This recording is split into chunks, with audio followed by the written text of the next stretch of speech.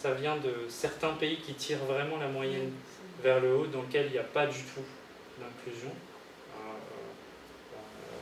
Mais je crois, je me suis noté, pour vous situer, sur les 30 pays, on était 18e sur 30 en termes de taux d'exclusion plus élevé. Donc on est vraiment dans la moyenne de la distribution. Donc ce que je peux vous dire là, et qui me semble important que les stagiaires aient compris à l'issue, les stagiaires de votre formation aient bien compris, c'est que le droit à la scolarisation en milieu ordinaire, c'est un droit inaliénable. Donc à la question de est-ce obligatoire, la réponse c'est terminé, on n'en parle plus après ce temps-là.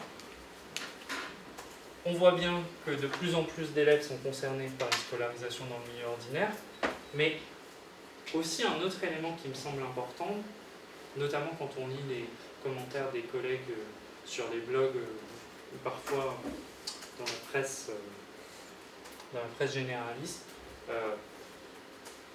certains ont tendance à présenter ça comme une lubie française. Mais en fait, c'est très clair, cette dynamique inclusive, c'est une dynamique mondiale. Nous, on s'intègre, les Nations Unies se réunissent pour parler d'éducation très fréquemment et on ratifie les textes associés à ça. Donc c'est pas juste une lubie française, certains collègues disent même que c'est pour faire des économies et fermer les établissements spécialisés. Peut-être qu'il y a des reptiliens aussi, je ne sais pas, mais moi, ce que je sais, c'est que ça s'intègre dans un mouvement qui est conforme à notre constitution en termes de droit, et que l'objectif, c'est bien de permettre à des gens qui ont été exclus de la société de pouvoir participer pleinement, alors même que leur situation initiale ne leur permettait pas réellement. Mais pour ça, il faut quand même se poser plusieurs questions. Comment réussir à garantir ce droit aux élèves, parce que c'est bien beau d'avoir dit c'est obligatoire, mais comment est-ce qu'on peut faire ça? Et donc l'objectif de la deuxième partie de formation. Et puis moi, il y a quelque chose qui est très important pour moi, c'est qu'au-delà de la dimension morale qui peut correspondre à certaines valeurs quant à l'école inclusive et cette participation de tous, la question qui va se poser et qui peut se poser, c'est est-ce que ça fonctionne pour les élèves à besoins éducatifs particuliers d'être inclus dans la classe? Est-ce que ça fonctionne pour les élèves ordinaires? Et c'est pour ça que je veux vous faire une partie ensuite sur l'apport de la recherche sur ces questions. Bien, merci Michael pour avoir rappelé le contexte qui nous semble important, et notamment la dimension supranationale, parce que c'est vrai qu'il faut bien être clair là-dessus, c'est qu'on est tous dans le même train, et ce train, on ne se pose plus la question de savoir si on en descend ou pas, mais on est tous ensemble. Alors comment est-ce qu'on fait maintenant pour que ça se passe le mieux possible et que on soit dans une réponse à nos missions de professeurs. Bien, alors on en est là du déroulé aujourd'hui. L'inclusion, où en est-on? Là, le point 3, qu'est-ce qu'on a l'habitude d'entendre à propos de l'école inclusive? Alors, on va vous proposer une petite activité. Je vais vous demander de vous mettre par deux.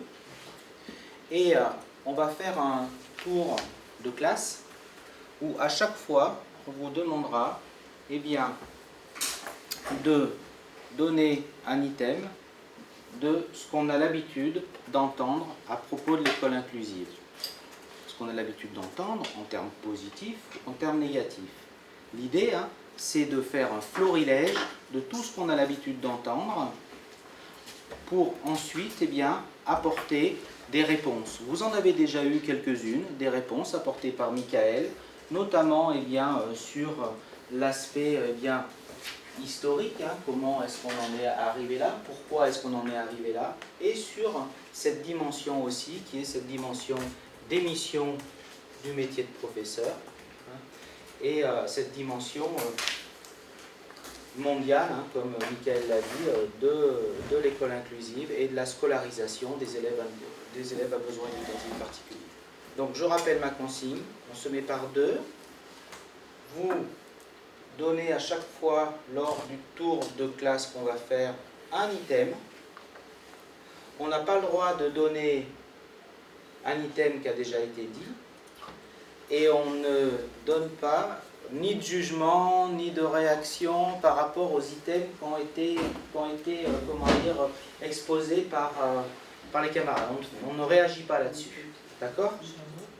Alors on va faire un premier tour, et on fera un deuxième tour jusqu'à épuisement. Pendant ce temps, Sylvie prendra note de tous ces items-là. Le but, c'est de faire un recueil de florilèges, un florilège de tout ce qu'on entend habituellement, de façon qu'on soit aussi équipé en termes de connaissances pour pouvoir répondre professionnellement à ce qui va nous être posé, vous être posé comme des questions. Bien. Vous mettez par groupe de 2 ? 2 ouais.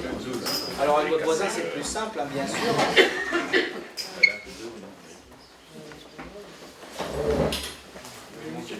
Deux, c'est bon. Oui, avec les deux. Avec moi, je vais faire un trident. C'est pas gênant, un trident.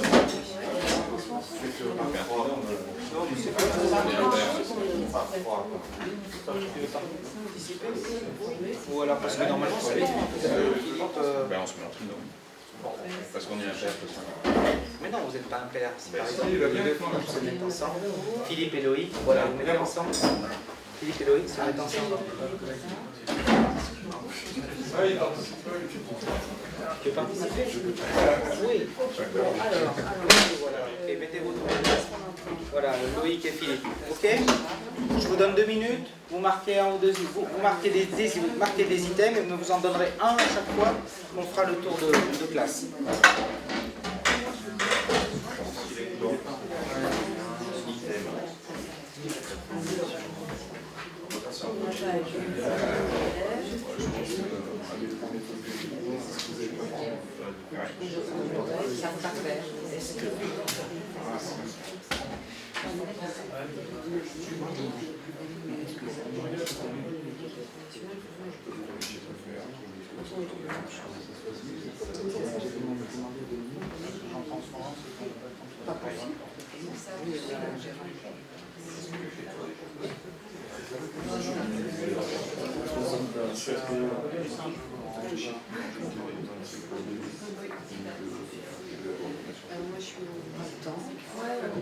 Ouais, enfin, non, c'est que je fais.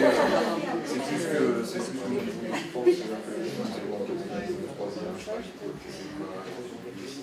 puis derrière. Et puis après, je ferai tout ça.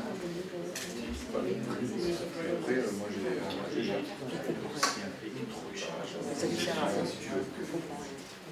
J'ai pas le step. C'est l'idée, mais bon.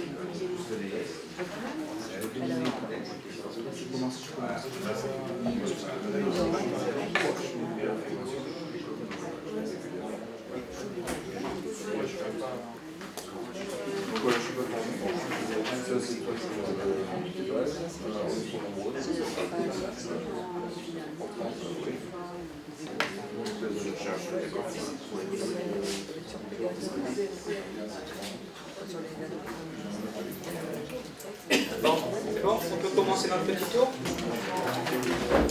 Vous y êtes?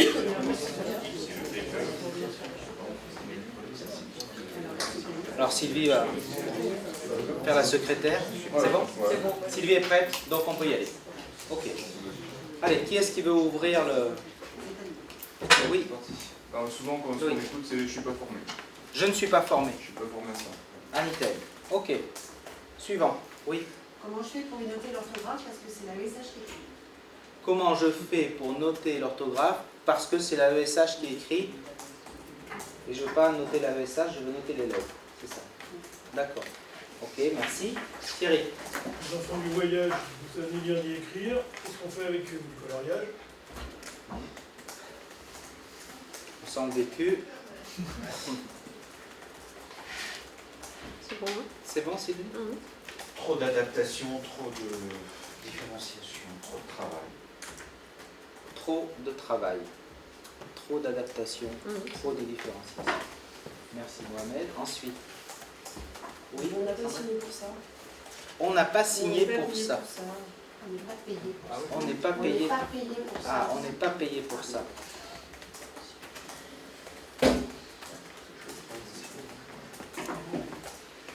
Ensuite, oui. Je sais pas, il est en souffrance. Il est en souffrance. Ok. Attendez 2 secondes. Quand c'est l'enfant ou l'enseignant? L'enfant.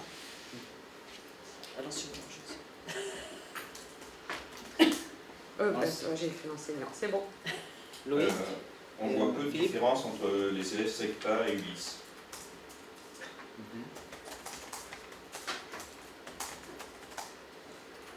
On revient sur la majeure manque de moyens, tout simplement. Ensuite. Est-ce que je suis obligée d'accepter un AESH? Parce que c'est un adulte qui va juger mon travail. D'accord.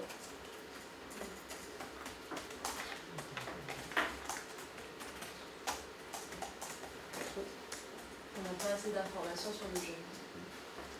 On n'a pas assez d'informations sur l'élève. Ah, sur le handicap de l'élève, c'est ça? Sur l'adaptation à l'autre en classe, souvent ça s'arrête. C'est qu'est-ce qu'il a?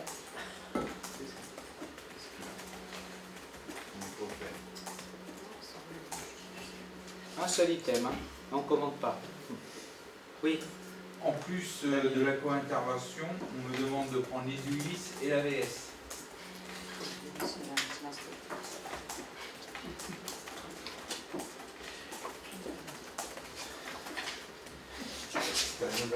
Ensuite, Ça baisse le niveau des autres élèves vers le bas. ça tire le niveau des autres élèves vers le bas. C'est bon. Ensuite, Putain, j'avais une idée. Oui, oui. Surcharge, mais je crois que c'était dit. Surcharge sur les effectifs. donc les Non, phases ça de n'a pas 30, été- on ne peut pas faire. Ça n'a pas été dit.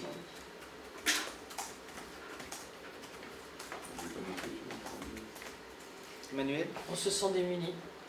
L'ancien. on se sent démuni.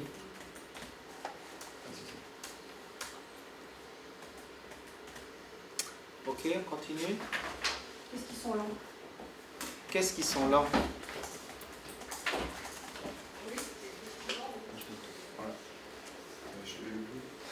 David? Thierry, vous avez autre chose? Ouais, moi j'ai aussi les élèves d'Ulysse ne sont pas comptés dans notre effectif. Parce qu'en REA, on a des Ulysse de collèges, d'autres collèges qui viennent et ils ne les comptent pas dans notre effectif. D'accord, donc les endroits où les élèves du lycée ne sont pas inscrits dans la classe de référence. D'accord, ok. Ensuite, Tu ne te rends pas compte, mais pour les sorties scolaires, il va falloir prendre un bus adapté.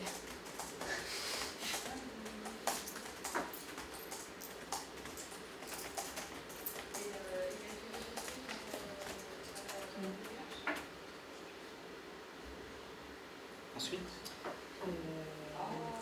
Ça sert à rien de faire du français aux élèves du lycée. Vraiment, le français.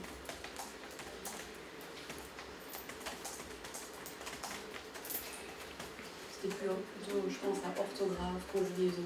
Ça leur servira à rien. On peut ajouter anglais. Oui, anglais aussi. Ensuite, non Oui.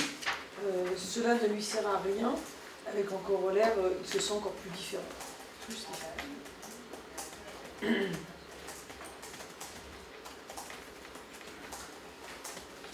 Ensuite, on baisse les exigences des CAP. on baisse les exigences des diplômes. D'accord. D'autres? On a encore? Oui, Mohamed? Je ne suis pas formé pour gérer les crises. D'accord. On bloque les places des diplômes spécialisés des CAP, par exemple. Un seul par binôme. Un seul item par binôme. Je rappelle le principe.